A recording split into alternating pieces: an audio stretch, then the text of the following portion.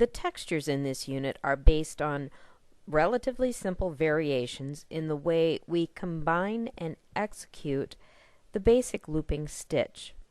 So in the layered looping elements, it would generally be easier for a left-handed stitcher to work from right to left, then flip or rotate the piece to work back across on the next row.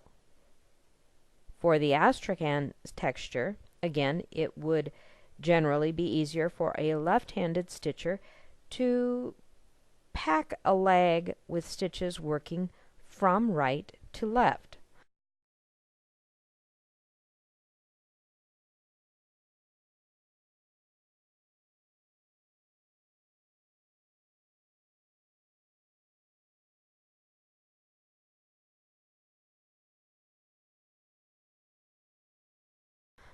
But in this kind of textural looping, there comes a time when most people will end up working upside down and backwards without regard to dominant and non-dominant hands. Do what you have to do then.